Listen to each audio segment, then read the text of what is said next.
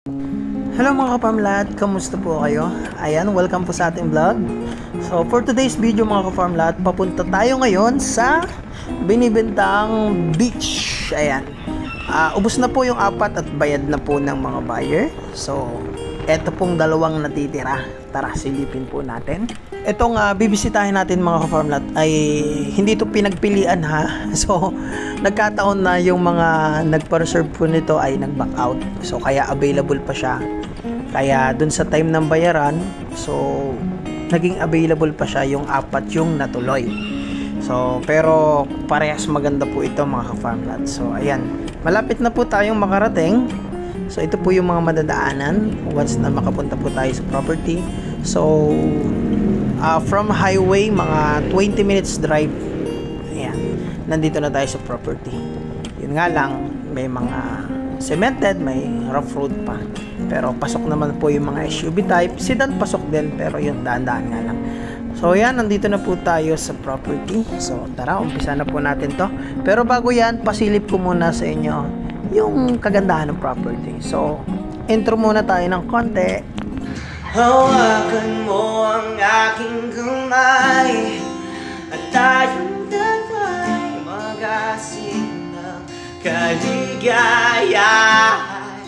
Bitawan mo ng salita, ako ay handa nang lumapak sa lupa.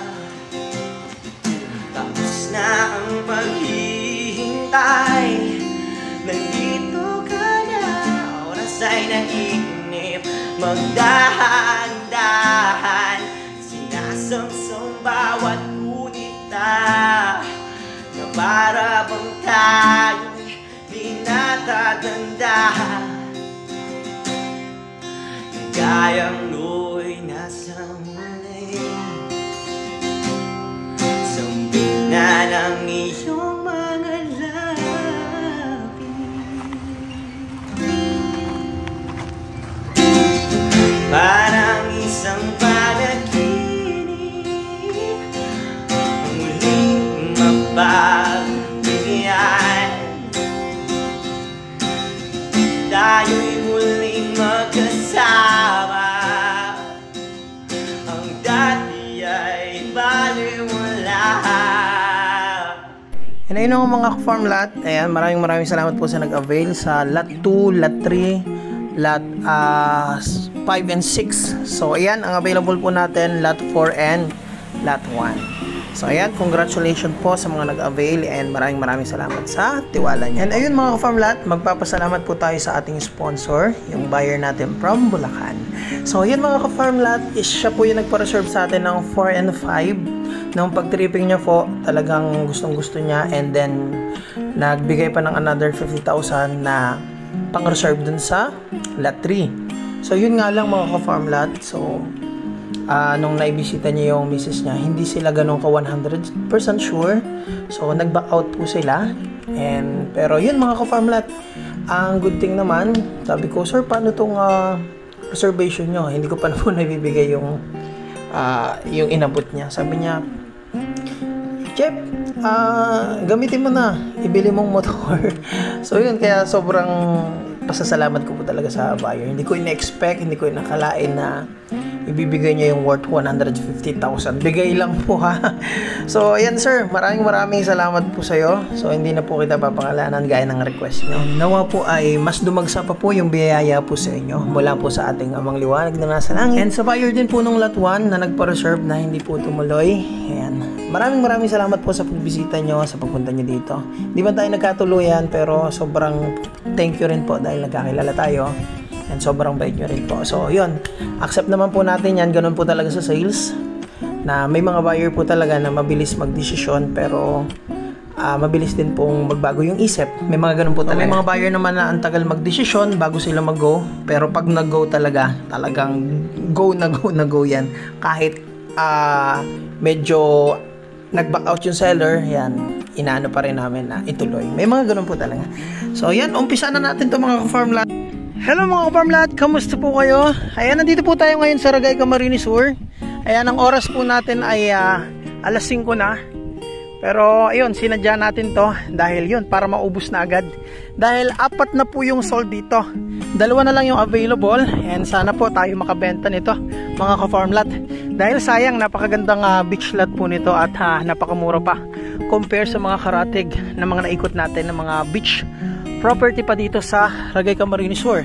Ang isa lang po sa pinaka ipagmamalaki at nagustuhan ko sa property na to, napakalinis ng tubig, hindi man lang sa safe na rin sa NPA, and ang good thing pa talagang crystal clear yung tubig. And kung gusto nyo mag-fishing, sagana po sa isda dyan. And kung gusto nyo pong mahilig kayong mamana, may mga take ng adventure yung sa mga coral. So may mga coral po dyan sa area na yan. And yun mga ka-farm lot, ikutin natin to. And ang good thing sa documents nito, ayan, bago kayo mag-isip ng negativities, meron na pong 4 na buyer na nag-avail at nagbayad na dito. So 2 na lang yung available. So yan, tara, umpisa na natin to. Ito po ay 2.5 million, all expenses paid for transfer. Ang sukat po nito ay 3,333 square meter, na mula po siya dito, ayan, may sukat na po yan, may kanya-kanyang muhon, mula po dito hanggang dun. Ano po?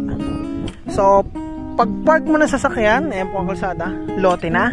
And ito po, ito yung free, ano po, ito po yung kung tawagin po ito ay salvage zone, dahil lahat po ng lote may allotment po na salvage zone, hindi pwedeng ang muhon dikit agad sa dagat. So salvage zone po ito.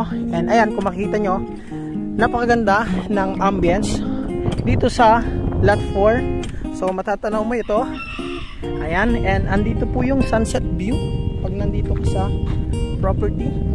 Ayan, pa high tide na po ngayon. Ayan, diyan po lumulubog yung araw. Ayan, so yan, may rock formation po dito. So ang kagandahan, yung ambience dito maganda. So ito po yung salvage zone area. So mula naman po dito, ayan, mula po dito, kapag ganun, sakop niya po yung sagingan na yan. Mamaya, dito muna tayo sa tabing dagat. Ayan, bago tayo dyan. So ito ang tabing dagat po niya. Ayan, kung makikita nyo po, buhanginan po yan mga ka-farm lot, na may pebbles po sa ibabaw.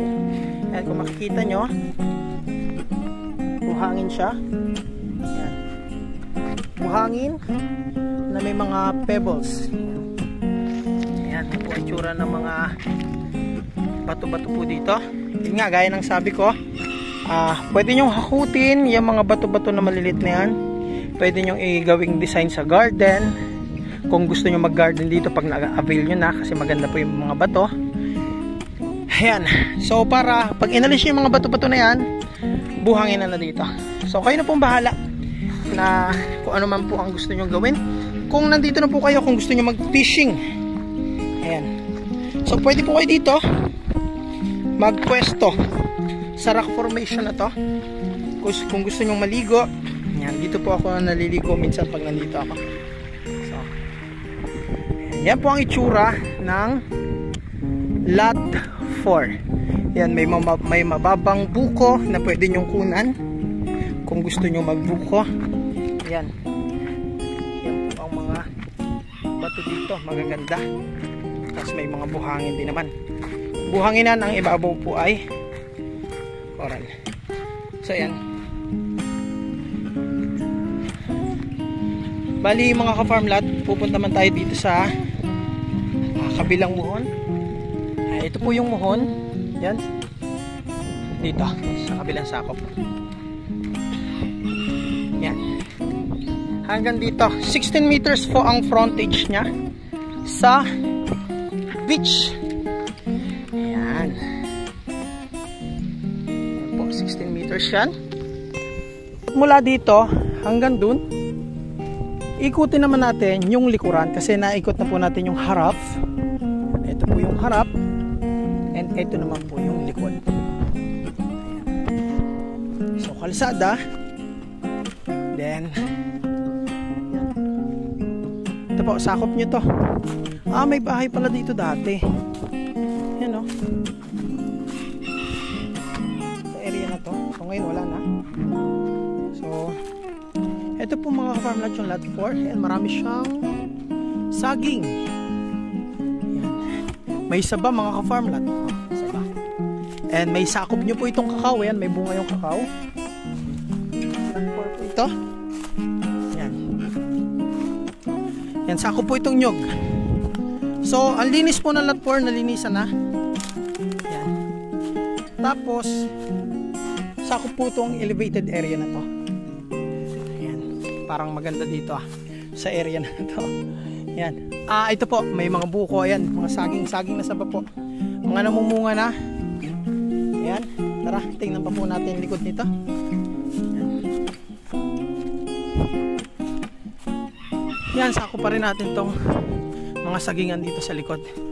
So far, maganda naman din yung structure dito. Yan. So, balik tayo sa dinaanan natin. Yan, ito po yung sakop natin Yan, tapos sa likod niyan dagat. Tapos sagingan pa po uli. Yan. Kaya di na kayo bibili ng saging. Yan. Tapos yun nyog at saging. May sakop pa tayong dalandan.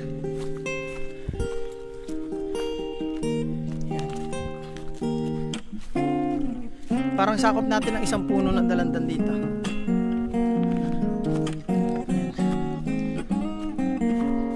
Merong nyog pa rin.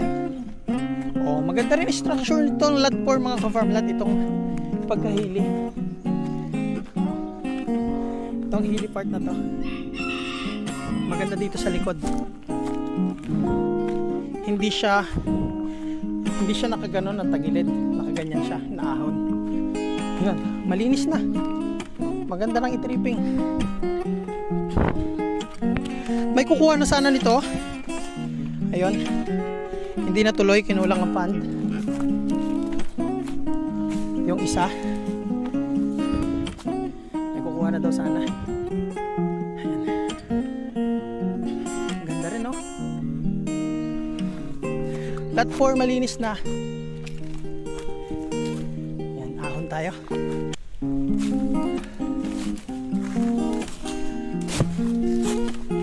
Parang overlooking mga ka-farm lot sa dulo. Ay! Ang ganda. Mga ka-farm lot. Overlooking siya. So sayang mga ka-farm lot dyan sa una-unahan, overlooking po, ang ganda ng view. Yun nga lang, nalobat tayo kaya hindi na tayo nakapag-video pa ng mas mahaba. So yun mga ka-farm lot, tara silipin natin yung lot 1 para makita nyo rin naman, at least may option po. Hello mga ka-farm lot, nandito po tayo ngayon sa subdivided na beach lot dito po sa Ragay, Camarines Sur. Ano po? So ito yung ano nilang sinubdivide, kaya lang ubos na po yan, sold out na. Ito naman po, yan, halos sold out na rin. May dalawa na lang pong natitira. Ayan. Kung nasubaybayan po nyo yung vlog natin dito sa beach lot na to, ayan, ang kagandahan naman po nito, flat lot. So ayan mga ka-farm lot, yung buyer na nagpa-reserve sa atin po, hindi po siya tumuloy. Ganon din po yung nagpa-reserve sa lot 4. So ngayon medyo umurong man sila, siguro po hindi talaga para sa kanila. So para po sa mga buyer na nakaabang sa atin na naghahanap po ng mga beachfront. So ayan, ipakita ko po sa inyo yung isang available pa dito. Ito po lot 1. So ito pong lot 1 pong ito ay corner lot, katabi po ng creek. Ayan. Summer po ngayon, pero may tubig po.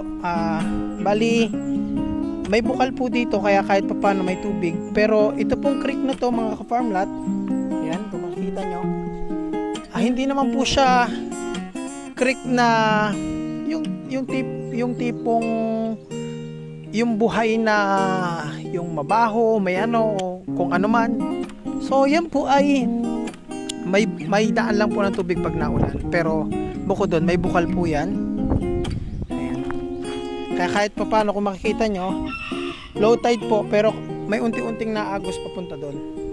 Kaya doon sa mga makaka-avail dito sa lot 1, pag nag-deep well po kayo dito, maamo ang tubig dahil ayan, isa pong palatandaan na maamo sa tubig mga kawayan. So ang frontage nito mga ka-farm lot, itong lot 1 na to ay nasa 16 meters po, katabi ng creek. And ito po yung road po dito. Ayan. And ang kagandahan sa lot 1, flatland po yan. Dito muna tayo sa tabing dagat. So sa ngayon po ay low tide. Ayan. Papakita ko po sa inyo yung muhon. Okay. Saan nga ba yung muhon dito? Ayan. So ito mga ka-farm lot yung muhon. Wala po dito hanggang dun. Ayan, papagano na po siya, paangat. So sako po yung mga kawayan na yan. Ayan. So ito naman po yung beach area nya. Ayan. So low tide po ngayon mga ka-farm lot. Low tide. So dito muna tayo. So dahil ang muhon po ay mula dito, yan, hanggang dun mga ka-farm lot. So itong area na to, ito po yung tinatawag na salvage zone. Ibig sabihin, pag harap mo to, pwede mo tong gamitin. So ito yung halos parang pring lupa sa magiging owner nito. So ito po yung front. So buhanginan po dito. Kung makikita nyo mga ka-farm lot, buhangin siya. Maganda pong buhangin yan. Buhangin. So ito po yung front. Tapos dito, since may creek, kagandahan po dito, para kang may tabing dagat na may batis. Ito po, napakalinaw ng tubig dito pag nandito ka, para kang naliligo sa batis. Kasi may mga bato. Hindi naman po masakit sa paa yan. So low tide po ngayon. Ito po ang itsura pag low tide. So buhanginan po yan. Medyo white naman po yan, kaya lang may mga pebbles po. Kaya medyo nakaka-apekto sa malayuan kung titingnan. So kung makikita nyo po yung creek. So mula po dyan hanggang doon sa tinuro nating muhon.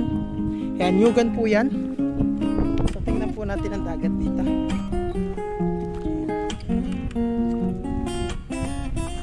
So dito po ang kagandahan mga ka-farm lot. Kung mahilig kayo mag-boat, yan, kagaya ni Manong, maminwit, mangisda o mamana, may mga coral po dyan.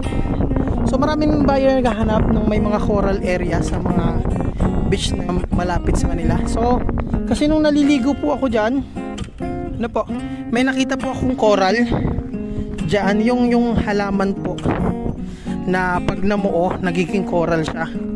Pero ayun, para ma-confirm din natin, may in-interview ako dito dati, taga rito, which is kinonfirm naman po niya na doon nangingisda po sila doon dati, na mamana po sila. So ngayon high tide na po. Ayan. So ito na po ang itsura dito. Ayan. Ang good thing po dito mga ka-farm lot, ito po yung sinasabi ko na para kang nasa batis. Ayan. So ganda tingnan na po, para tayong nasa batisan. And then presko po dito, mahangin po yung area. Hindi po kagaya ng ibang tabing dagat na medyo mainit ang singaw. Dito po presko. Tsaka isa sa may pagmamalaki ko sa lugar nito, malinis po yung dagat. Hindi gaya ng ibang tabing dagat na masangsang amoy kasi malapit sa fish cage. Tsaka may mga dumi ng tao. So dito po wala ka dito makikita dumi ng tao kasi may kanya-kanya CR ang mga tao po dito. Ayan. Tsaka kagandahan po, ang bahayan nandyan sa unahan dyan, tapos andun sa dulo. So kaya hindi siya masyadong maraming kabahayan na nagdudulot ng dumi. So itong Karatig, yan po yung sinubdivide, kung natatandaan nyo po yan. Ubus na po yan. So dito 6 na slot yung inopen, ubus na po rin. 2 na lang natitira, yung lot 1 at lot 4. So mamaya bibidyohin din natin yung lot 4. So sa ngayon focus muna tayo sa lot 1. Ayan, babalik na po tayo. So yan po yung mga bato dito, mga pebbles po yan. So yung mga pebbles na yan, pwede nyo gamitin yan, hakutin yung mga bato-bato na maliliit. Pwede nyo ipang recrap o parang design kung mag-garden po kayo dito. Kung later pwede nyo gawing resort. Ano po? So may mga tiningnan po tayong ibang property dito na beach lot na 3,000 square meter din. Nagti 10 million na po ang per square meter. Pero ito ang mura po. Dahil yung 3,333 square meter, naghahalaga lang po ito ng 2.5 million free transfer pa. Kaya yan mga ka-farmlat, saan ka pa? So, bibidyo naman po natin yung likod. Ano po? So yan, ito yung kalsada. Ito, papalabas din po ito ng highway. Papunta dun sa mga bilihan ng mga isda, yung mga mangingisda doon. So, ito, yung dinaanan natin, palabas din yan ng highway. Kaya tagusan yung daan. And ito naman pong lot 1. Ayan, makikita nyo, flat land. May sakop pong, hindi ko alam kung dalandan po ito. Yan, mga nyog. Sakop po yung mga kawayan na yan. Kaya kung magpapalagay po kayo ng kubo, yan, may kawayan na kayo. Matitibay po ang kawayan. Dahil yan po yung ginagawang tawag dito, ginagawang sopa. So yan, kasalukuyan pong iniikot natin ang lot 1, yung mga sakop niyang boundaries. Lot 1, yan, sakop po niya to, yung buong puno na yan. Yan, so nagpalinis na rin yung nakabili nitong lot 3.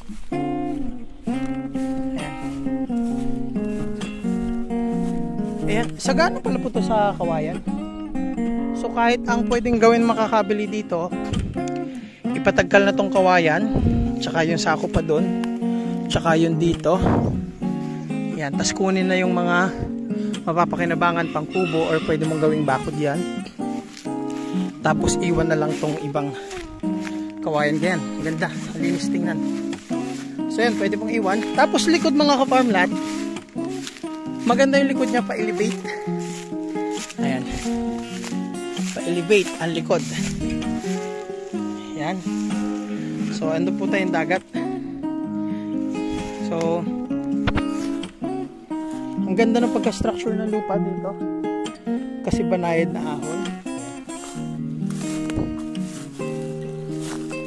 So yan, parang dito mas maganda magkubo. Tsaka ang kagandahan sa property, although malabo naman magka-tsunami dito, malabong magbaha, kasi kung titingnan nyo, Ragay Golf po yan, malabong magka-tsunami dahil palibot po yan ng mountain. Yan, facing po ito sa San Narciso area, Tagkawayan and Ginyangan, Quezon. Pag nandito ka, yun po yung makikita mong bundok, yung mga nabanggit kong bayan na yon. So ngayon, kagandahan, kung sakali man magbaha or ano man, eh may elevated area siya na paahon. Banayad lang naman. Excuse. So yan mga ka-farmland, maganda yung pagka-terrain ng lupa dito. Tsaka magaganda yung kawayan niya. Yan. Yan, ito po ang sakop ng lot 1. Maganda ang pagka lupa niya. Flat sa harap mga ka-farmlat. Yan. Mahaba yung flat area niya, tapos dito sa bandang likod, banayad na hili. Ayan. Kaya kung magpa-farming din kayo, bukod sa may mga tanim kayo na kung maglalagay kayo dito ng resort or bahay bakasyonan, so yung mga pananim na bagay sa mga hilly part, yan, pwede nyo po dito ilagay sa likod na to. Mahaba pa to mga ka-farmlat kasi 3,333 square meter. Ayan. So nilinisan na po. Yan, hanggang dito pa to. Oh. May sako pa tayong dalandan dun, oh. Yan, dalandan.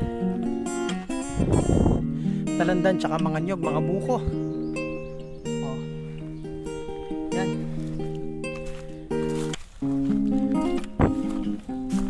Malinis na, oh. Yan.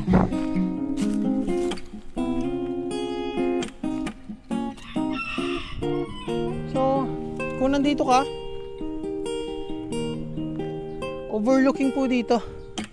Kung aalisin mo ang mga kawayan. So, akit pa tayo dito.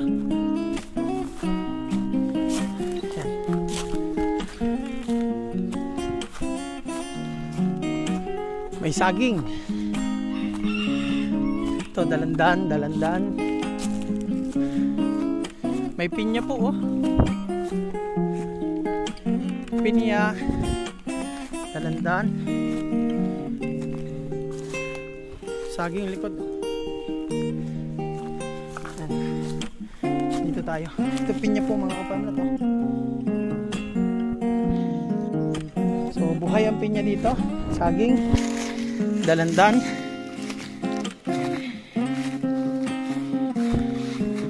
Ito ang likod ng latuan. So ito lat 2. Yung likod ng lat 2 medyo hili ng konti. Patalibis ang likod. So dito naman maayos-ayos ang likod ng latuan. Ayan. So puntahan naman natin yung lot 4. Yan, available pa rin yan. Ayun mga farm lahat, hanggang dito na lang po yung ating video. Ayun, maraming salamat sa mga nanood hanggang dito sa portion na to. Ayan, dagsang biyaya po sa inyo at mag-ingat. Lagi po magbaon ng tubig kasi sobrang init ng panahon. So yan, maraming salamat po.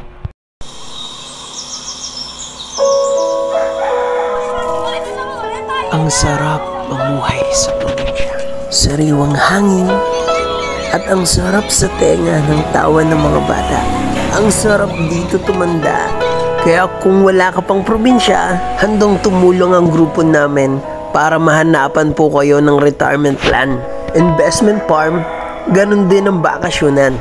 Kaya tara na, dito sa Quezon Province, habang mura pa ang mga lupa. Kaya sa mga nais pong mag-inquire, ayan po ang ating FB account, Facebook page, WhatsApp and Viber. Para sa susunod, kayo naman po ang maserbisyoan namin. Maraming salamat po.